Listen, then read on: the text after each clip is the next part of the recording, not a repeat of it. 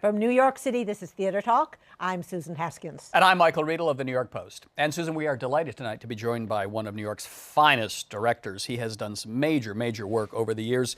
George Wolfe is now represented on Broadway with a fine production of Nora Ephron's Lucky Guy. But you have seen Caroline or Change, the wonderful Top Dog Underdog. He did our friend Elaine Stritch's great show At Liberty, Jelly's Last Jam, The Wild Party. Angels in America. It's longer than George Abbott. You're getting into George Abbott. I'm feeling almost as old as George Abbott these days, too. And George, congratulations on your Tony nomination. Thank you very much. Absolutely, for Lucky Guys. And welcome to Theater Talk. Glad to be here. We want to talk about your life in the theater, but let's just touch on Lucky Guy first, because you were in the unusual position of taking Nora's play after she died. And having to kind of, get it ready for Broadway. You're a writer as well. Did you have to do any rewriting of the play in any way? Or was it pretty well? No, I think so. But the thing which was so brilliantly fascinating, and there were many fascinating things about Nora, is that she was so ridiculously organized. So she had this archive of interviews that she had done with all the people who were in the play. Right. She had about 4 or 5 drafts. I remember at one point very early in the rehearsal process, McAlery was ranting about this woman, Catherine Ellis. I got her mother, someone to take care of her when she got sick. And I was going, something isn't right about this line. And I went back and I found an earlier version where Nora said, and Catherine Ellis, I got to move her from sports onto the Metro desk, which fit the moment, right? So what ended up happening more often than not is Nora kept on rewriting Nora. And you could just stitch Nora in. Stitch Nora in. And we said this is based on the life of Mike McAlery, the yes, newspaper columnist. Exactly. But did she know him? She did not know him. The thing with, there's so many sort of interesting, fascinating things. She read his obituary and said this would make an amazing play. Yeah. Yeah. And that's how she got involved. Yeah. And there are just these parallels that are just astonishing, because McAlery was on chemo while he did the Abner Louima case. Right. And then Nora was on chemo while she was writing the Lucky Guy. And there's just these, and the play just reverberates with this incredible sense of emotion and reaching beyond yourself, regardless of limitations, and discovering who you are inside the story. It's, it was a thrilling, I think it's a thrilling play. And I spent 9 months with her. She would come to my house once a week, and and we go through the script, and then she'd go off and do another draft and turn it up. And it was just this very intense, joyful, charged, because collaboration is charged, experience. And I just kept on going, breathe. You don't have to rush another draft. But did you know she was at nothing? No, absolutely nothing. Really interesting. And I think she had the ultimate deadline in a way. But also just the incredible elegance and focus that she's, and I later found out that she would do. We'd have a note session. She'd go home and work as hard as she could, and then she'd rest. And at first when I found out about it, I felt I was in a state of shock, as many people who had worked with her and were close to her. And then as time goes on, I'm sort of in awe of the bravery and the purity of the focus and the grace that she afforded everybody else. Yeah. Right. As being an old newspaper man myself, I love it because the play captures the last heyday of newspapers. And what it also does, though, and I'm curious to know if this is why you were attracted to it, it does capture kind of a New York that is no longer here, the New York of the 80s and the 90s. Totally love that New York. Yeah, and I moved to New York in 1979, and I remember I was staying on 9th Avenue, and I remember when I would go to do temp work, I'd step over someone sleeping in the foyer of the building and go, "Excuse me, I gotta go type." And you know what I mean? It was just. Although unfortunately, those people are back. Yeah, New York's a complicated place, and the economy is very complicated. But there was, it is one of the things that I went, oh, first the main thing that attracted me to Lucky Guy is I loved that she had written it, and it's so full of testosterone. Yeah. And I just, and I also. Well, Nora Ephron was full of testosterone. And there you go. And also, to me, ultimately, I think it is about the process whereby you at one point in your career, you must trade in ambition for grace. And I think that's the journey of the play. So I found that delicateness inside the testosterone really appealing. But it's like you said, I loved that New York. Our youth. Exactly. What brought you? Now you were born in Kentucky. Yes. What brought you to New York in 1979? I went to school in California, Pomona College, and then afterwards I went to LA to do theater, and I was doing that. And then at one point I started getting, some good reviews in the LA Times. And at one point I had a meeting to work on some sitcom, and I remember going in, and the head writer said, "Oh, he's quick. We're going to have to tie one hand behind his back." And I went, "I'm moving to New York. I can't," you know what I mean? Because I was too young. I was 23, 24. I went, no. Let me go. Let me go do the war. Let me go do the war and put myself in the city. I first come to New York when I was 13. Right. Because my mother came here to do some advanced degree work at NYU. And so I was here and I went, this is it. Yeah. So I saw a documentary about you a number of years ago, and the thing that impressed me the most was you talked about how you were a beloved child. Yes. And how your gift came so much from being a beloved child. Well, because you feel safe in the world, and it allows you to live inside your creativity, so that therefore creativity isn't something that you're fighting to express. It's just an expression of who you are. And I feel so blessed for that reason. You know what I mean? There were other wars and obstacles I had to deal with, but just I was able to live inside my imagination for such a long time. Now, when you say that you went to LA to work, were you always going to be a director, or were you writing and acting and doing? Well, when I first went to college, I was an acting and design major, but then I hated drafting, so I stopped designing. And then I switched to acting and directing, and in the last year there I wrote a play that ended up doing well in that American College Theater Festival stuff. So, but I'm too much of a control freak to ever really be an actor. So I knew that once I got out, my focus became writing and directing. But then when I came to New York, they said you can't do both. So then I focused on the writing, and that's when Colored Museum happened. And after I established myself as a writer, then I was able to establish myself. How long did it take you to do Colored Museum? And it was Joe Papp, was it not? Yeah, it started out at Crossroads Theater in New Jersey, and then it came to the Public Theater. I wrote it while I was at NYU. And in essence, it was interesting. I wrote one show called Paradise, which was going to be my success, and I wrote this other play, which was mine. Right. And the show that I wrote for success got some of the most hateful reviews since the dawn of time. And this play, I mean, it was just like, and this play that I wrote for myself is the one that transformed, and and it's still being performed. So it was once again the first lesson. Yeah, that is the lesson. You do the stuff that you're totally engaged in. Exactly. And I remember very specifically, there was a tornado passing through New York, or hurricane, or something passed through New York on the day that the bad reviews came out. And I remember standing in there, it was such a bad cliche. I'm standing in the rain, reading these hateful reviews, and I'm going, this is not the movie. This is not the movie in my head.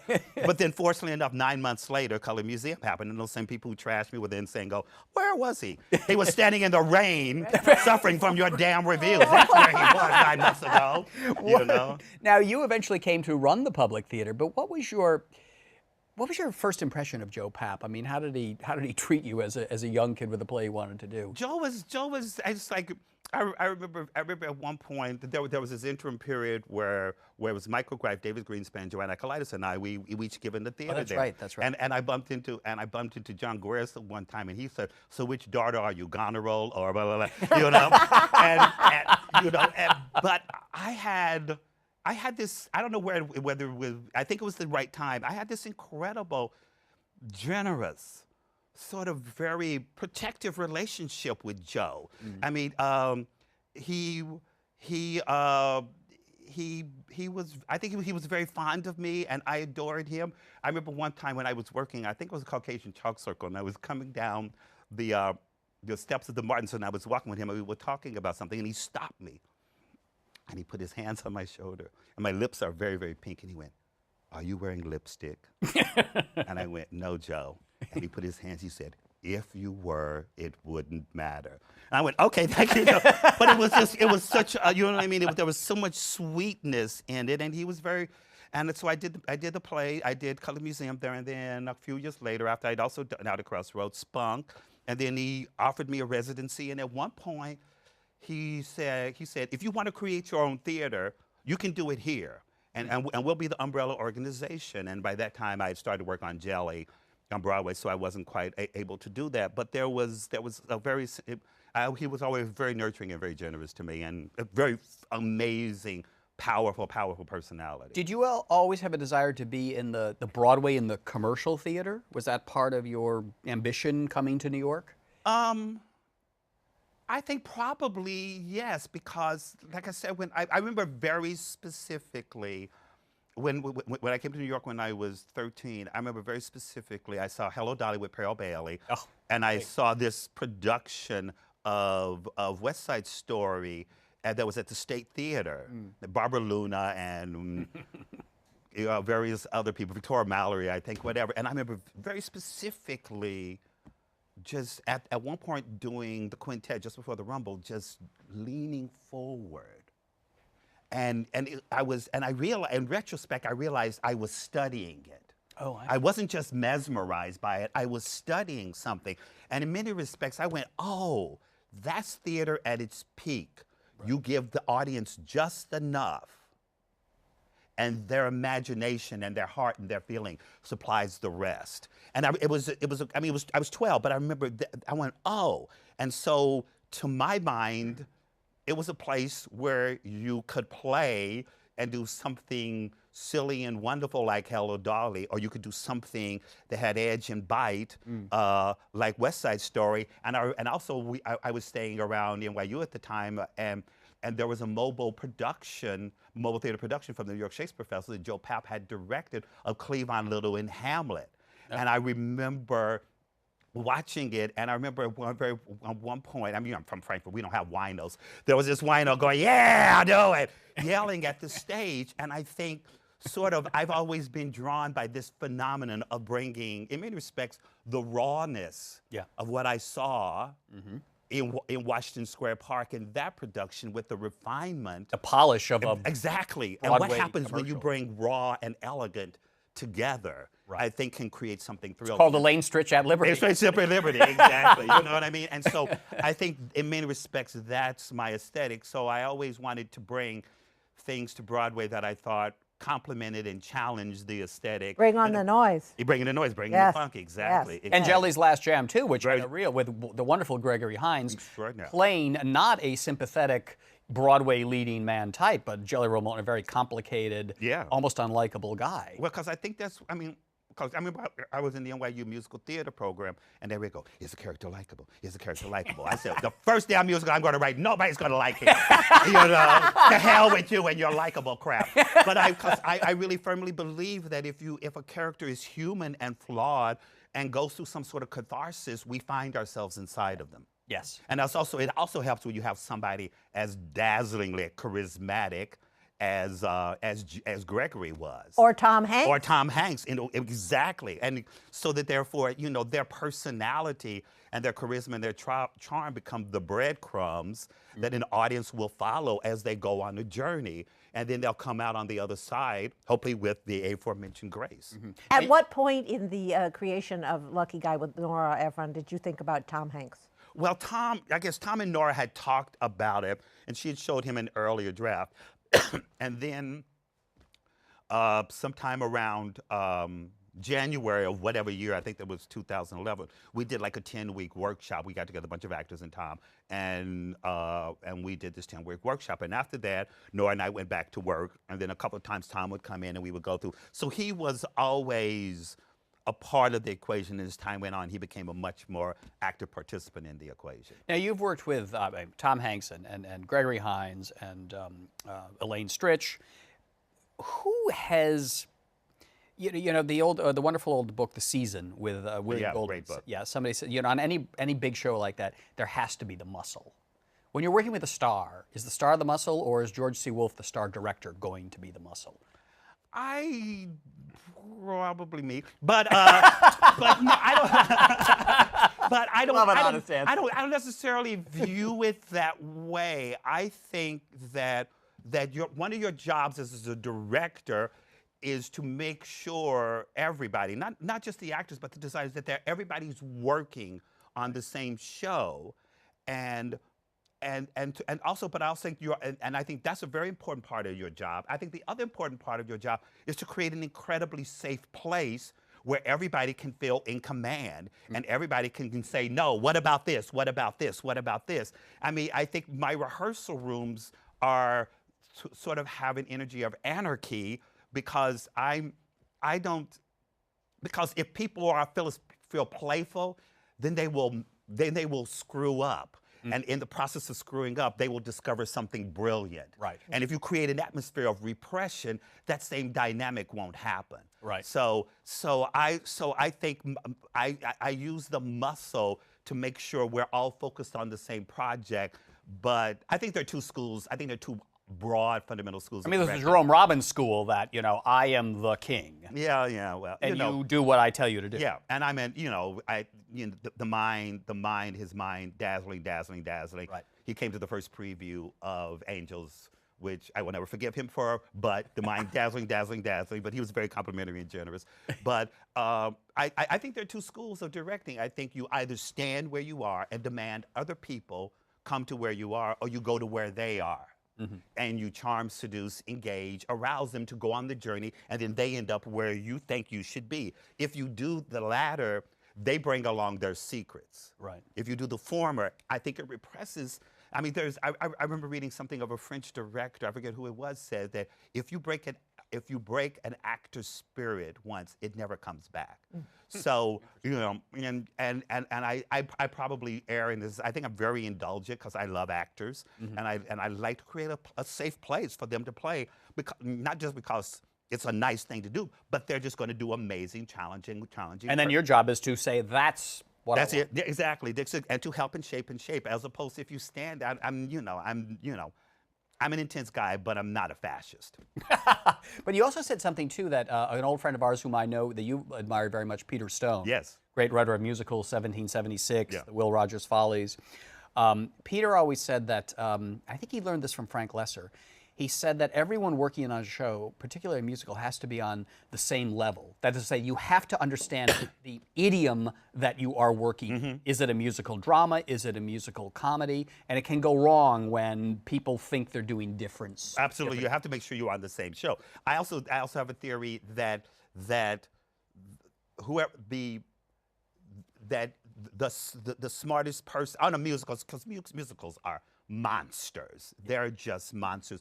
On a musical, it's so challenging because the art form is at its peak when everybody, I feel, who is doing the form is more talented than the craft requires. Interesting. In some strange way. In some strange way. I mean, think about those incredibly classic musicals. You have Bernstein doing a score, and it's clearly brilliant composer, and Robin's a great ballet director. Precisely, and you get all these people pushing against the form at the same time obeying the form, and that tension is what causes the work to explode. When you just obey the form, when you just go by the rules, we need an opening number that says this, and then the lead character needs this. Yeah, and there are rules, and there is a structure to it. But I think it's just so much fascinating when everybody's craft is pushing again. If they beat it up, that's the wrong. It doesn't quite work. So So it's just that correct level of tension. Of all the musicals you've done, which one do you think you captured that spirit the best in, where you're pushing up against the form, could go beyond it, but still restrained by it? Well, it was really interesting because I think when I worked on Jelly with Gregory, there was a lot of tension there between the two of you. Between the two of us, I mean, fights, legendary fights. We ended up loving each other, but his showbiz savvy was so phenomenal, and I was this downtown guy, and so this downtown guy meeting showbiz savvy, colliding, and inevitably what happened, more often than not, is something better and smarter that was smart and entertaining and compelling emerged. Noise Funk was this sort of joyful collaboration because everybody who was working in the room had worked together, so there was already an evolved vocabulary. And also with the thing which is interesting, it's very fascinating how interpersonal dynamics, because my mother was dying at the time, and I was moving, Noise Funk? doing Noise Funk, Yeah. and so I was running the public. I was creating Noise Funk in the morning, running the public, and then doing the Tempest to the night in the evening, and then on my days off, I fly down to Texas to be with my mother. And I think that the reason why Noise Funk came out with a kind of purity of energy, because it was the only place I felt emotionally safe. Because it was such a precarious time in my life. Right. So it has that kind of wonderful intimacy, and there was a love collaboration with Savion and Andrew Kane and everybody, and you know, Zanemark and everybody that was involved. And then Carolina Change, where I felt like I was just performing a job as a director, is a show that I just have a tremendous respect and love for it, because I think that it's a dazzling score, and the cast was dazzling. Do you feel you were performing just a job as a director because Tony Kushner and Janine Tesori really figured that show out so much for themselves? No, I helped out on that process too. But it was Tony's. I felt like it was Tony's heart. Right. And it was his life story in a way. And Janine's heart. Right. And their intelligence. So I feel as though it was my job.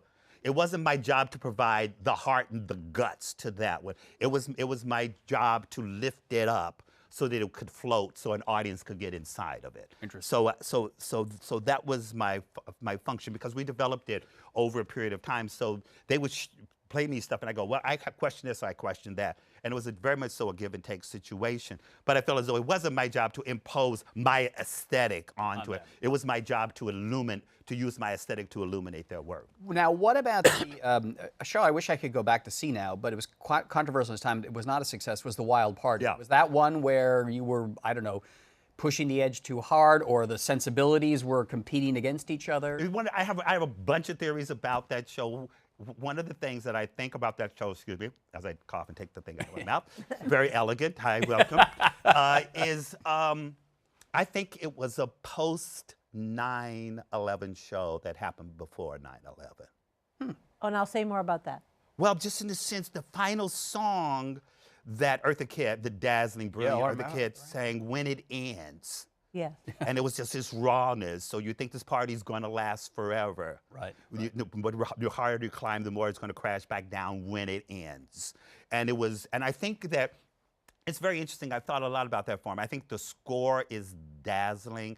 I think Michael John LaChiusa. And I think there was a lot of backstage drama. And it's always dangerous when the story of the backstage drama takes precedent over the drama on stage. So that was one of the phenomena that I think that happened there. Because we're saying to people who don't know that it closed very quickly. It closed very quickly. Well, but let me just also, because I was sort of involved in that, Mandy Patinkin had a lot of problems backstage. And I'm just curious, from a practical standpoint as a director, you've got to be the muscle here. And Mandy Patinkin, who, you know, I think has calmed down, shall we say, in later years. But at that point in his life was sort of all over the place, and there was lots of turmoil backstage. How do you handle a star like that?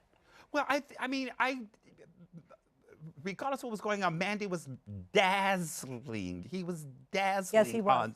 Dazzling on stage. Tony Collette was dazzling on stage. Tanya Pinkins, Mark Kudish. Yeah, oh my God, it was amazing just the cast. Eartha Kitt. It was just Sally Murphy. It was just Jane Summer. It was just a phenomenal show. I just think, I think ultimately it was a show that could have benefited from being inside the protective arms of a not-for-profit before it was exposed. So as a producer, it's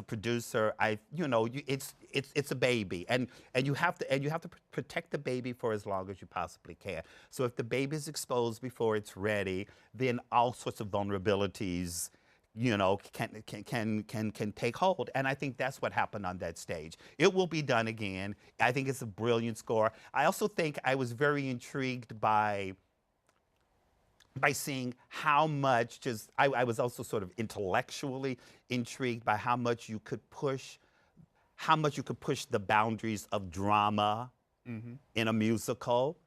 And I think ultimately I've come to the conclusion that musical theater at its best is a folk art form, and I don't mean that in a condescending way. It's a folk art form, and the right proportion of archetypes with unique storytelling is what lifts it to its next level. And I think also what we were trying to do, there were so many sophisticated things that instead of that you were watching behavior tell the story instead of story tell the story. Ah, very that's so, interesting. Yes. So lots of very sophisticated things that were going on with that show, and I'm very, very, very, very proud of it. and there was lots of drama, but I'm also Lot very of proud. fodder for my Lots column. of drama, but you know, everybody on it moved forward. That's right. We've only got a minute left, and I just wanted to say, you've got a movie you're working on right now. Yeah. You're Not You. You're Not You, yes, with Hilary Swank and Emmy Rossum and Loretta Devine and Francis Fisher and Josh Duhamel, and it's a great, great cast. And Marsha Gay Harden, one And of my it's favorite amazing actors. to me that you were working on the movie at the same time you were directing. Yeah, Lucky I Guy was on editing and Broadway. going back and forth. Yeah, so which was actually kind of fun because the rigidity of one form was informing the rigidity of another. And would you ever consider running a theater again as you ran the Public Theater? Would you ever go back to being the artistic director of a prominent American theater? When I'm 90. No, I don't know. I don't know. You know what? The main thing that I loved about there were two things that I loved about running the Public Theater. I loved giving space for people to create. That was astonishing, and and so I'm always looking for ways to do that. I also I loved putting things. I always considered the public the halfway house, that its responsibility needed to be runaways or needed to be noise funk or needed to be whatever. Or hair. A chorus line. A chorus line, that it was a place where artists could go there and play on something where they couldn't anywhere else, and that somehow it ended up challenging or moving or redefining the boundaries of what commercial theater was. Right, exactly. So I sort of miss being part of an institution that could do that, but other than that, the only rule I think about all that, though, is when you look back of all those shows that transferred, and as we know now, these nonprofit theaters like the Roundabout and Manhattan Theater Club, they want to be on Broadway on Tony Awards. All of those shows that came out of the Public Theater that became commercial never set out to do that. 100%. Michael Bennett doing a show about dancers, Yeah. that was never a show that anyone thought would run 50 years. Funk Noise, when you were doing Funk Noise, I bet you didn't think, oh, we'll go to Broadway and win. Or Elaine Stritch at Liberty. She and I were on a panel together, and she said, people tell me I should work with you. And that's how that happened. You know, and they would just sit in the room. I mean, our first day of rehearsal was in theory supposed to be 9/11. And it was just a place for Elaine to play and tell her stories. Yeah, exactly. No, I think it's very, very true. Yeah. But I mean, I loved the place, and I loved working there, and I loved the artists who grew up and flourished there. The head of the National Theatre in Great Britain, that job's coming available when Nick. Oh, yeah, okay. See you later. I got to go pack. No, I don't think that'll be happening. I think London could use you, actually. It would be a whole we'll see different about theatrical that scene. Yes, exactly. All right, George C. Wolfe, one of our great, great directors. He is nominated for a Tony for Lucky Guy, starring Tom Hanks, Nora Ephron's last play. Thanks a lot for being our guest tonight. Glad to be here. Theater It was Talk. fun. Great pleasure. Thank you. Thank you.